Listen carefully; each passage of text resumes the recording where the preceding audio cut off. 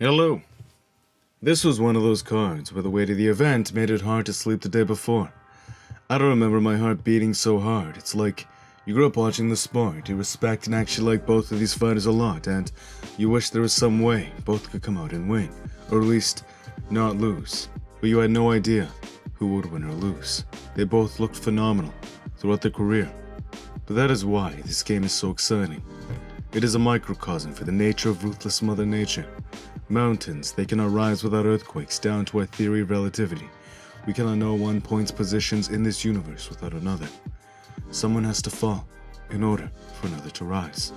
This truth is why we love this game, for it is the truth presented in ruthless fashion. That said, this was my favorite card of all time. I've never been so tense, and every fight on this card was absolute quality. I presented in many of my pre-fight build-up videos that this would not be a close fight. If Conor could keep it on his feet, he would touch Khabib with technique in a way where it would look easy, but if Khabib brought it to the ground, he would tire out Conor's fast twitch and the match would just get easier and easier from there. If one could force the other in their respective discipline the moment they stepped in too deep, the fight would likely be over. This was not to say Conor McGregor could not grapple and Khabib could not strike, but the secondary option had to be set up with immense pressure from their primary skills. Khabib was not arrogant at all this fight. He did not test Conor McGregor's stand-up the same way he did with Al Iaquinta and many other fighters. He played his game perfectly, forced Conor McGregor's anatomy and fast twitch to expend energy in a way where it was not dominantly built, thus effectively snowballed victory. But here, the overhand Khabib landed though. That was the fastest punch I have ever seen Khabib throw in his career. That technique was not initially in his arsenal. Notice how wide this shot is. You'd think a finely tuned counter-puncher like Conor would have seen it coming. It was too fast, paired with the level change feigning Khabib's nightmarish wrestling pressure, the one that he established in moments previous. The split second is all Khabib needed. But that is strange. Khabib is not an explosive striker. I've never seen him throw a shot this devastating, a wound-up strike not even Conor McGregor's finely tuned eyes could detect up until it was too late. What allowed him to generate this speed? This is pure technique. We saw this used by Tyron Woodley in his Robbie Lawler bout, the level change into a wound-up shot. But someone who was not explosively built like Tyron, we saw Roy Nelson do the same. Khabib has figured out how to use his fascia. The speed came not from fast twitch, but the elastic slingshot effect built into our muscles, ligaments, and tendons. A signature technique to a man recognized by many as the hardest pound-for-pound puncher in boxing history, Julian Jackson. But of course, Khabib had the benefit of masking it with feigning, wrestling pressure, opposed to Julian Jackson, who timed it as a counter. It was weird. Many of us felt an invincible aura from Conor McGregor throughout his career, but this was different. It was the weirdest thing. During his bout with Eddie Alvarez, he looked like he already won, gazing through Eddie with a piercing seriousness that his victory was inevitable, but he did not look at Khabib the same way he did Eddie. He couldn't retain eye contact. He didn't have the same willing to give my life to win seriousness he had in all his other matches. I remember him one time saying about Jose Aldo that a man with children will be soft and will not be able to give everything to his game. Those weren't the exact words, but it was something along those lines. Now, of course, Khabib has children. Daniel Cormier, John Jones have children. But back to what Conor McGregor said.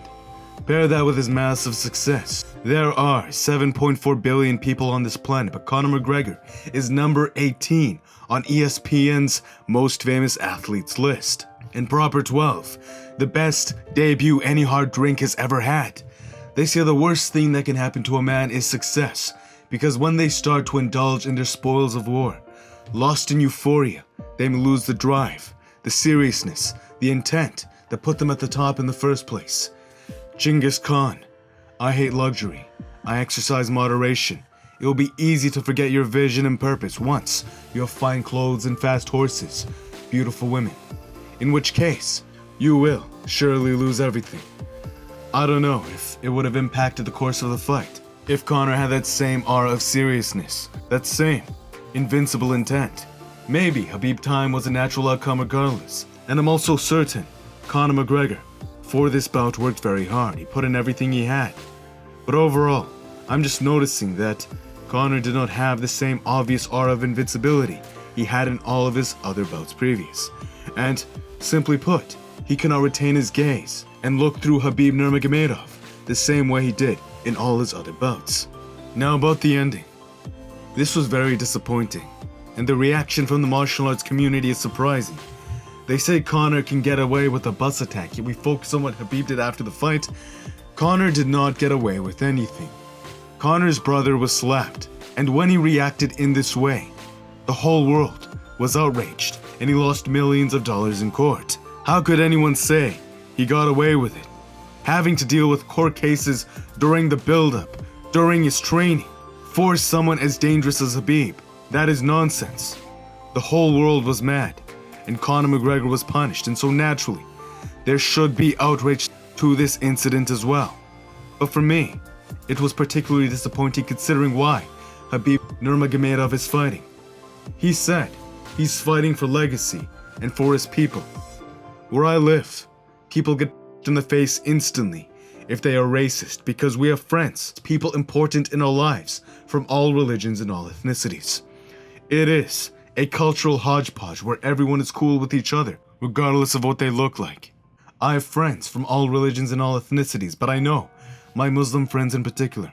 They could be a neurologist or a university professor, yet still, they have to spend more time crossing the border due to the malevolence and hatred expressed by the few. The majority will experience judgment and hate them in certain places of the world despite being good people. The same way most normal Christian and Jews, black and white, are good people. Time magazine published a segment indicating that kindness and altruism have been evolutionarily valued in mates, and even the youngest children often try to be helpful. What does this mean? Our basic drive is to survive and reproduce, and so whatever is reinforced is done so because it reinforces our likelihood to survive. In that sense, kindness and altruism are integral to us as a species, which is reinforced on a biological level in most of us. We love fighting. Mother Nature is ruthless, and we humans are not perfect. We are imperfect, but for the most part, most of us are good people because if we were not, we would not have civilization in the first place. There are exceptions, but this hatred then is not particularly because of a religion. It is ignorance. Generalizing the masses based upon the actions of a few monsters wearing their clothing. The same way, mustard gas and a few trenches kept whole armies out of them in fear. Fear overall has us overgeneralizing an entire group of people. That said, I think Khabib Nurmagomedov should be thanking Conor McGregor for everything he was saying because by virtue, Khabib Nurmagomedov is a good person. All he had to do was continue being a good person to show the world who he truly is and how what he believes does not get in the way of that.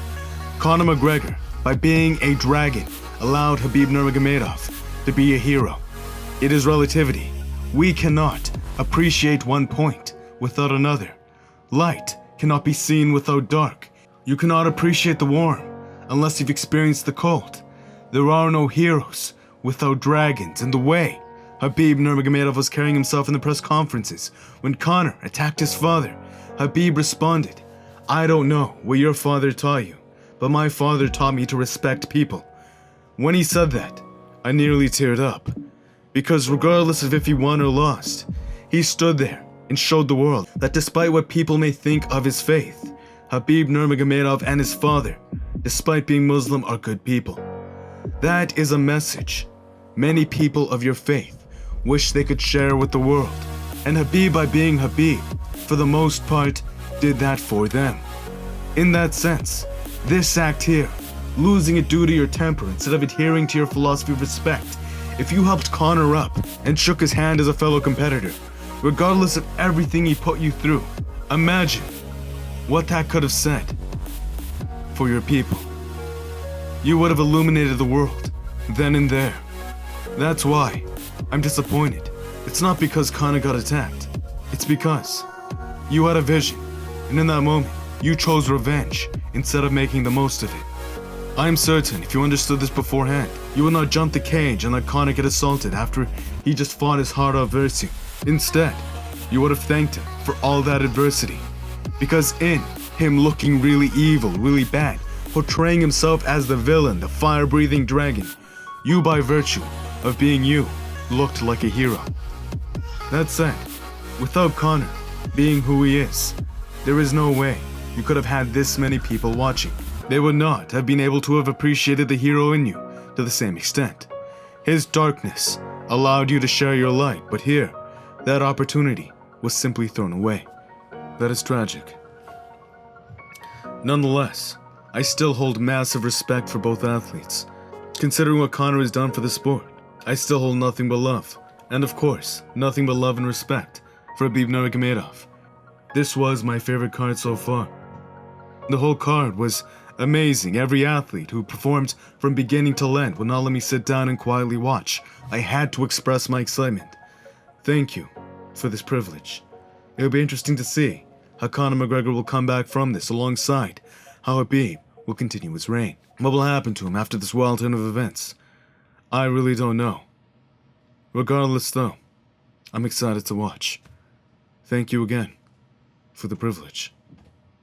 If you'd like more from me, please subscribe and hit the notifications. Thank you if you did. Smash the like button if you enjoyed. It's good karma. And until next time, peace.